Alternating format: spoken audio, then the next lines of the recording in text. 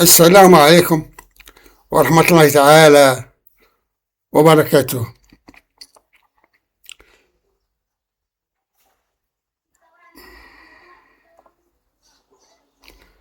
من مدينة السقر في ولاية تيرت بالجزائر نتكلم.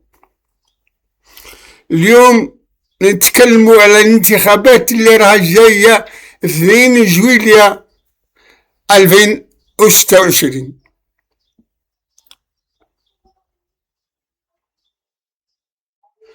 راه عندنا واحد من بلدية عين جاريت مترشح في الانتخابات، وشغله الشاغل هما شباب بلاد. شغله الشاغل هو شباب البلاد. رحنا يمس العين زاريت، ما شاء الله، بلدية ما شاء الله، خاصين صوالح بزاف، بصح الشباب تاعها متفاعل.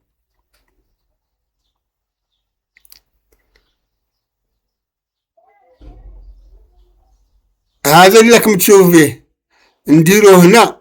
هذا ولدي، هذا ولدي الكبير مترشح في الانتخابات تاع 2 جويلية. و ماش نقول لكم، انا قلت لكم في فيسبوك رشحوا ولدي، انتخبوا ولدي.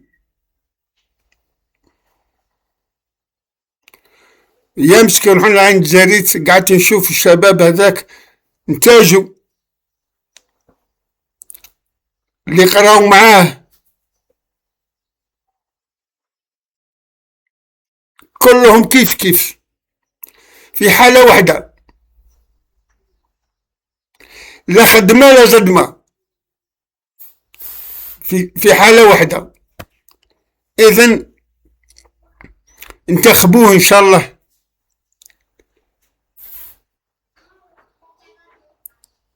باش يكون في البرلمان. هذا وش نقول لكم، انتخبوا ولدي باش يكون في البرلمان. واللي مكاش معليش يا سيدي، نقعدوا قيمة كيما رانا. الحمد لله رانا ملاح، ما خاصنا والو، خاصنا غير شوية لحم. نقولها حتى في الانتخابات نقولها. اصحاب الغنم الله يجيب لكم مصيبة. نقول هنا الله يجيب لكم مصيبة، ما توطوش على ولدي، الله لا يتربحكم. مخليتونا مشتاقين بالشيشة تاع اللحم، خليتونا مشتاقين بالشيشة تاع اللحم. الله يجيب لكم مصيبة، الله يجيب لكم مصيبة.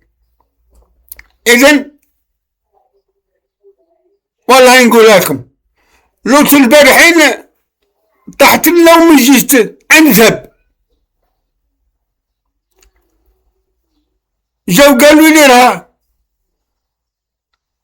مولا 35 شا 35 خروف. داه الواد، قلت لهم الله يزيدوا 35، الله يزيدوا.